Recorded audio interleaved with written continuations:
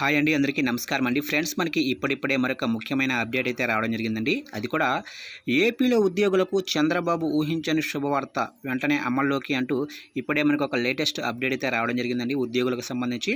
అయితే ఇందుకు సంబంధించిన పూర్తి వివరాలు అయితే మన వీడియోలో తెలుసుకుందామంటే శుభవార్త ఏంటనేది వీడియో మాత్రం ఎక్కడా స్కిప్ చేయకుండా చూడండి ఫ్రెండ్స్. అప్పుడే మనకి పూర్తి సమాచారం అయితే తెలుస్తుంది.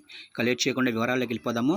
ఇక రాష్ట్రంలోనే ఉద్యోగులకు CM Chandrababu Naidu good news తెలిపారు. ఇక గ్యారంటీడ్ పెన్షన్ స్కీము జియో గెజిట్ని తాత్కాలికంగా నిలిపివేయాలని సీఎం చంద్రబాబు ఉన్నతాధికారులను ఆదేశించారు. తాజాగా జీపీఎస్ గెజిట్ జారీ కావడంపై సీఎం చంద్రబాబు ఆరా తీశారు.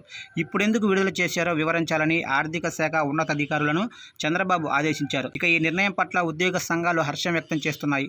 ఇక రాష్ట్రంలోనే లక్షలాది మంది ఉద్యోగుల ప్రధానంగా సిపిఎస్ ఉద్యోగులను మానసిక ఆందోళన నుండి విముక్తి కలిగించారంటూ సీఎం చంద్రబాబును ఉద్యోగ సంఘాలు ప్రశంసిస్తున్నాయి. ఏపీలో 2024లో జరిగిన సార్వత్రిక ఎన్నికల్లో కూటమి ప్రభుత్వం ఏర్పడిన విషయం తెలిసిందే. ఈ క్రమంలో సీఎం చంద్రబాబు నాయుడు అనేక హామీలు అమలు చేస్తూ జెట్ స్పీడ్తో దూసుకుపోతున్నారు. ఇక గత వైసీపీ ప్రభుత్వం తీసుకొచ్చిన గ్యారంటీడ్ పెన్షన్ స్కీమును అమలు చేస్తూ గెజిట్ నోటిఫికేషన్ ఇవ్వడంపై ఉద్యోగ ఉపాధ్యాయ సంఘాలు తీవ్ర స్థాయిలో మండిపడుతున్న సంగతి తెలిసిందే. ఈ క్రమంలో ఎన్డీఏ కూటమి అధికారంలోకి రావడంతో ఉద్యోగ సంఘాల డిమాండ్లు వెల్లువెత్తుతున్నాయి. ఇక కూటమి నేతలు ఎన్నికల్లో ఇచ్చిన హామీ మేరకు జీపీఎస్ను రద్దు చేసి పాత పెన్షన్ స్కీమ్ను తీసుకురావాలని ఉద్యోగ సంఘాలు డిమాండ్ చేస్తున్నాయి. ఈ క్రమంలో ఉద్యోగ సంఘాలు గెజిట్ పత్రాలను దహనం చేశారు. ఇక ఈ నెల 16, 17 తేదీల్లో నిరసనలు చేపట్టనున్నట్లు ఏపీటీఎఫ్ వెల్లడించింది. ఇలాంటి తరుణంలో సీఎం చంద్రబాబు నాయుడు ఉద్యోగులకు తీపి కబురు చెప్పారు.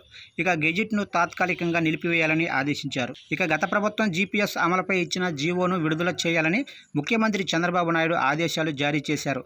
ఈ ఆదేశాలపై ఏపీ జేఏసీ అమరావతి రాష్ట్ర కమిటీ సోమవారం ఓ ప్రకటనలో హర్షం వ్యక్తం చేసింది. ఇక గత ప్రభుత్వం వారు అధికారంలోకి వచ్చిన వారం రోజుల్లోనే సిపిఎస్ను రద్దు చేస్తామని హామీ ఇచ్చి 5 ఏళ్ల పాటు ఎలాంటి నిర్ణయం తీసుకోకుండా ఏపీ జేఏసీ అమరావతి 92 రోజుల ఉద్యమం తర్వాత ప్రభుత్వ కాలపరిమితి పూర్తవుతుందన్న సమయంలో ఆగమేఘాల మీద జీపీఎస్ విడుదల చేసిందని ఆరోపించారు. అప్పట్లో అవగాహన లేక సిపిఎస్ రద్దు చేస్తామని హామీ ఇచ్చామని, అది ప్రస్తుతం సాధ్యం కాదని చెప్పి గత ప్రభుత్వం బలవంతంగా జీపీఎస్ను ప్రవేశపెట్టిందని గుర్తు చేశారు.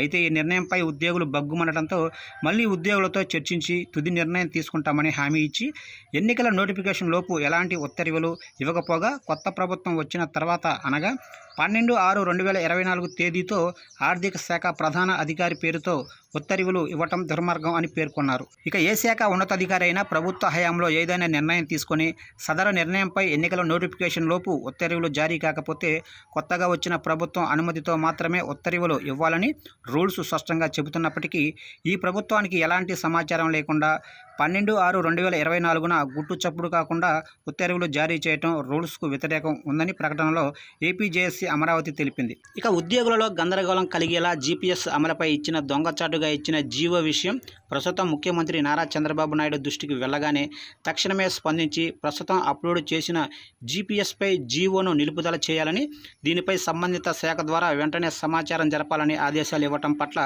ఏపీ జేఏసీ హర్షం వ్యక్తం చేసింది. ఇక సీఎం చంద్రబాబు నాయుడుకు ధన్యవాదాలు కూడా తెలిపింది.